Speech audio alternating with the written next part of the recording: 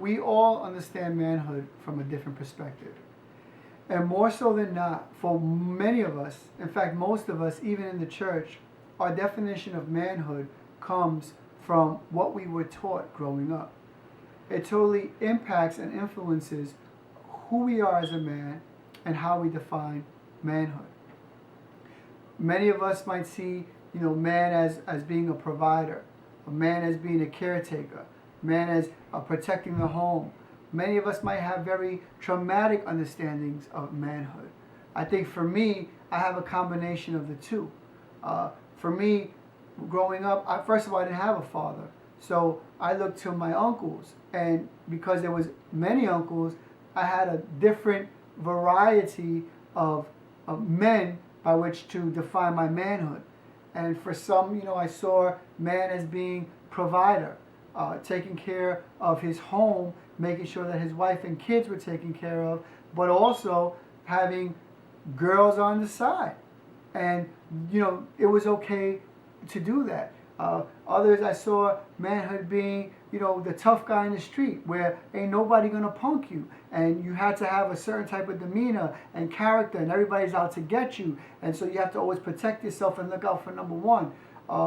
I saw man as, the humble provider to his home. And so I had an array of influences that define manhood for me.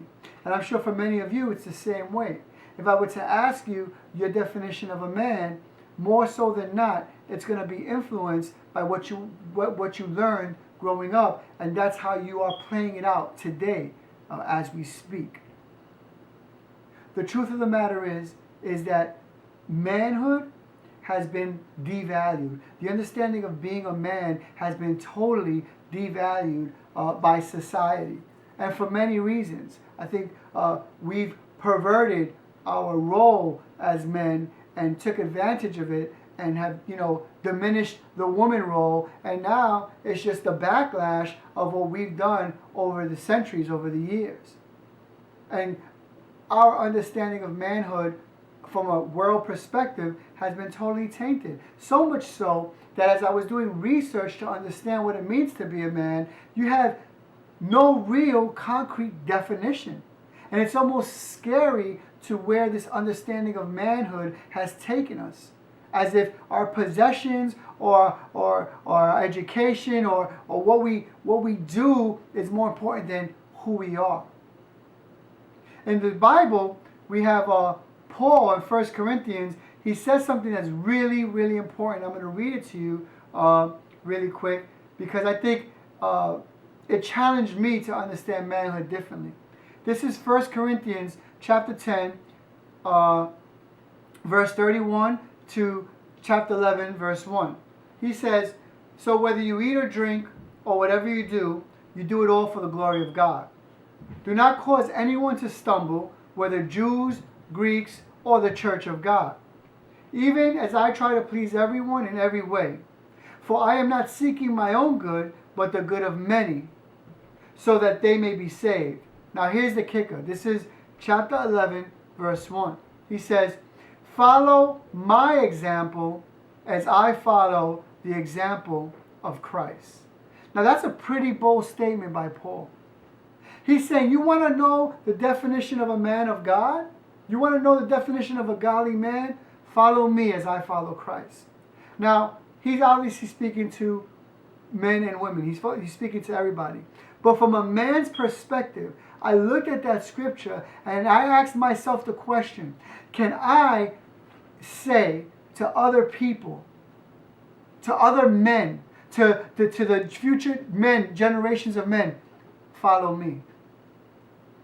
Can you say in good conscience, to the masses, to men, to your children, to your friends, follow me as I follow Christ. Follow me as the example of a man of God. Follow me as an example of a man who you would want to emulate and who, as a result, will produce good fruit. When I thought about that, and I thought about some of my struggles and some of my insecurities, I was cut to the heart because I really can't say that.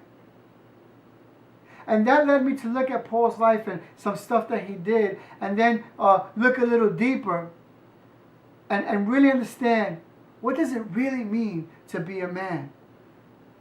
And deeper than that, what does it really mean to be a man of God? So what does it really mean to be a man of God? And so as I prayed and I was cut to the heart because, God was dealing with me, I came up with this acronym. The acronym H.O.L.D. H-O-L-D.